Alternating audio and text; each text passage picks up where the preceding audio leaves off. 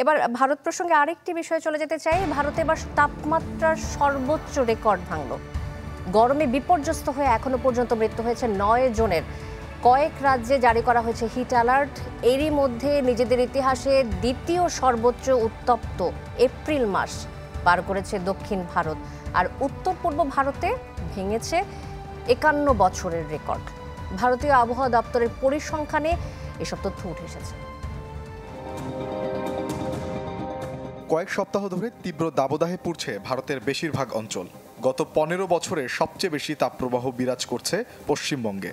আবহাওয়া বিভাগ জানায়, আগের মাসে পূর্বাঞ্চলে গড় তাপমাত্রা ছিল 28 ডিগ্রি সেলসিয়াসের বেশি, যা 123 বছরের মধ্যে সর্বোচ্চ।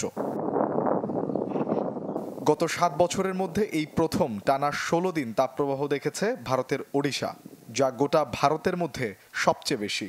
এছাড়া দক্ষিণ রাজস্থান, পশ্চিম মধ্যপ্রদেশ, বিদর্ভ, মারাঠাওয়াড়া এবং গুজরাটে মে মাসে 5 থেকে 8টি অতিরিক্ত তাপপ্রবাহের শঙ্কাও আছে। দেশটির কেন্দ্রীয় আবহাওয়া অধিদপ্তর জানিয়েছে, চলতি মাসেও তাপপ্রবাহের শঙ্কা রয়েছে বিভিন্ন রাজ্যে। ভারতের দক্ষিণ পশ্চিমাঞ্চলীয় রাজ্য কেরালাতেও বিরল তাপপ্রবাহের কথা জানিয়েছে কর্তৃপক্ষ। রোদের প্রভাবে শুকিয়ে যাচ্ছে নদ নদী।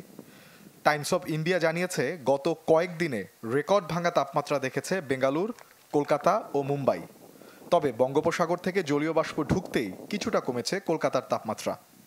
আজকেও দক্ষিণবঙ্গের সবকটি জেলাতে তাপপ্রবাহ অথবা সিভিয়ার হিটওয়েভের সতর্কতা দেওয়া রয়েছে। শুধু দক্ষিণবঙ্গ না, উত্তরবঙ্গেরও বেশ কয়েকটি জেলাতে আপনার তাপপ্রবাহের সতর্কতা দেওয়া হয়েছে। মোস্ট অফ দ্য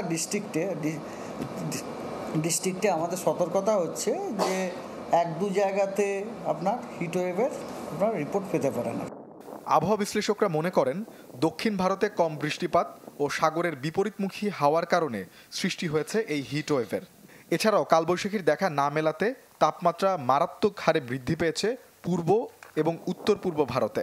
তবে মে মাসের শেষের দিকে স্বাভাবিক বৃষ্টির সম্ভাবনার কথা জানিয়েছে ভারতের আবহাওয়া বিভাগ। মোর্শেদ শোভন, চ্যানেল 24।